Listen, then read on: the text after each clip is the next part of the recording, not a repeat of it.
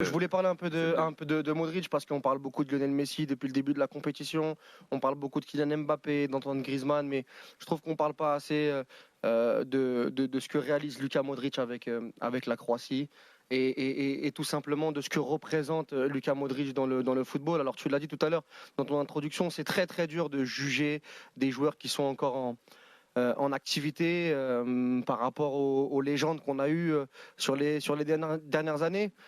Mais clairement, moi, je trouve que ce qu'a accompli Luka Modric dans sa carrière, que ce soit avec le Real Madrid, bien évidemment, toutes les Ligues des Champions qu'il a remportées, encore une fois l'année dernière, où on a beaucoup parlé de Karim Benzema, de Thibaut Courtois, mais Luka Modric a eu son importance et une importance énorme dans cette épopée extraordinaire. Et dans ces deux épopées, quand on parle d'épopée de sélection, avec un pays comme la Croatie, qui a 4 millions d'habitants, à 37 ans, réaliser ce qu'il réalise, pour moi, c'est hors du commun. Sincèrement, après 2018, en plus, j'ai regardé la série sur les capitaines sur Netflix, qui est très intéressante. Ouais. Une série qui fait très très peur pour les Français, parce qu'il dit, pendant tout le long, il dit, notamment à Livakovic. C'est là où il y a la fameuse discussion qu'on a vu passer avec Livakovic. Ouais. Et exactement, où il dit qu'il rêve toute la nuit d'un remake avec l'équipe de France en finale de Coupe du Monde en 2022 pour prendre sa revanche.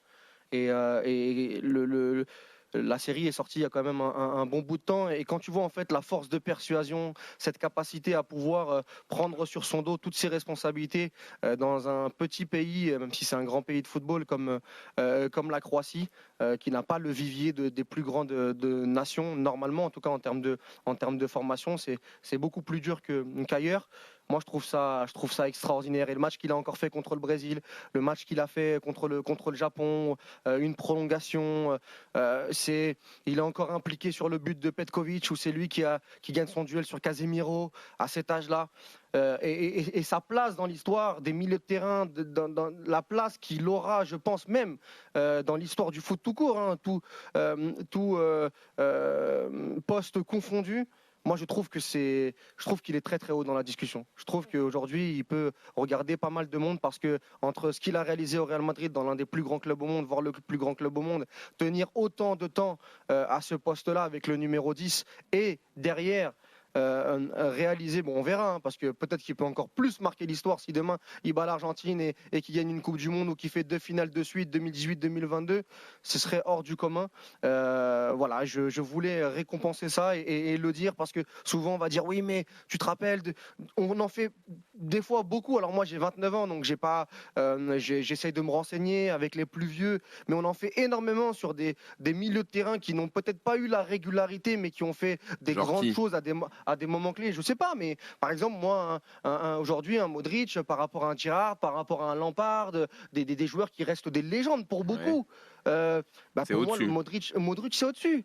Pour moi, il y a plein. Un Kaka, par exemple, pour moi, Modric, c'est au-dessus. Il y a plein de joueurs qu'on évoque en légende. Kaka, c'est un peu deuxième attaquant, c'est un peu plus haut quand même. Mais oui, sur Girard et Lampard, ok, ouais.